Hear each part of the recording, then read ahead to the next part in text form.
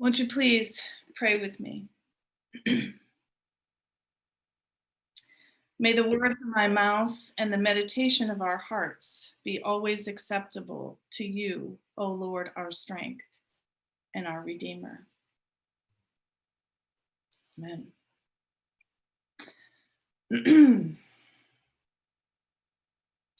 What would you think if I sang out of tune? Would you stand up and walk out on me?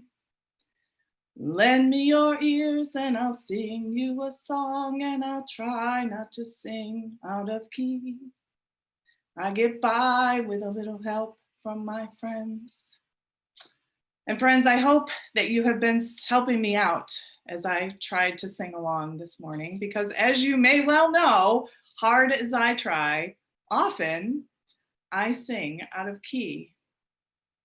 And what a great reminder of how important it truly is to be gracious and forgiving in our relationships with other people. Now, speaking only for myself here, I cannot count how many times in my life that I have made mistakes. Now, I'm not just talking about errors, in the sense of providing an incorrect answer or making a mathematical or calculation error. I make a lot of those too. But more specifically this morning, I'm talking about the blunders that I make in my relationships with other people. Again, there are far too many for me to even be able to count.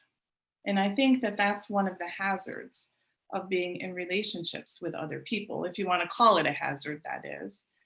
Because when we are engaged and attached and attentive in our relationships, there's a lot of opportunity for us to mess up.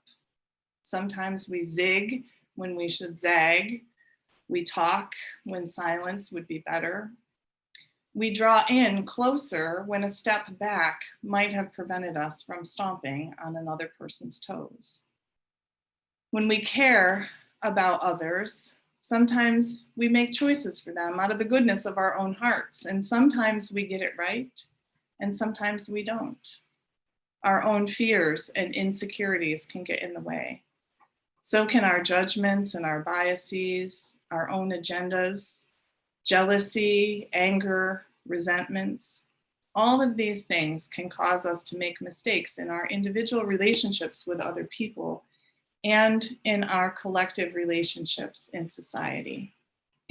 It seems there is always room for mistakes, big and small. And I suppose that is why Jesus tells Peter, forgive not 7 times, but 77 times, because we are called again and again and again to forgive others and to be merciful. And if only it was that easy for us to extend grace and mercy and forgiveness to each other. In the postscript of Archbishop Desmond Tutu's book titled No Future Without Forgiveness, he shares a story that's told by Sister Margaret Magdalene, an Anglican nun from the United Kingdom. It's a simple little story. It's her description of how Jesus must have coped with all the pain and anguish that he encountered in his ministry. Sister Magdalene described it in terms of the difference between a vacuum cleaner and a dishwasher.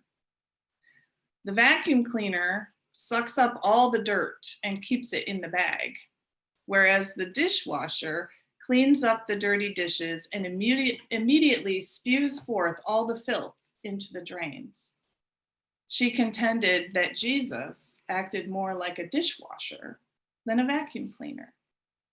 He absorbed all that came to him, and then, as it were, he passed it out and passed it on to the Father. And as I thought about this imagery in terms of forgiveness, it was a bit of an aha moment for me, because more often than not, in my own efforts to deal with the disappointments or the pain and anguish that particularly happens not just in ministry, but in our relationships with others, I find that I tend to be a vacuum cleaner instead of a dishwasher. I sometimes find it easier to take all that gunk, and there is gunk, because as I said before, there's got to be gunk if we are in genuine relationships with one another. Not because we're evil, though there is that too, but more just because we are fallible humans. And even with good intentions, we get it wrong sometimes and we make mistakes. And the gunk that's generated by those mistakes can build up, particularly if we function as a vacuum cleaner, because we suck it up and we gather it into bags and we carry it with us. And eventually, we're going to need another bag and another and another. And one day we realize that we have all these dusty, dirty old bags filled with wrongs and resentments and anger and jealousy, all of those things that we really don't want clogging up our hearts. But according to this lesson of Sister Magdalene, vis-a-vis the heart of Desmond Tutu, we all have a different choice. We can be dishwashers. We can take all that gunk and wash it off and send it whirling down the drain. And what I mean by that is that we can choose to give it over to God, remembering in these sometimes very thick skulls and hardened hearts of ours that God will care for us and God will work in our hearts and in the hearts of all of the others of the rest of the world.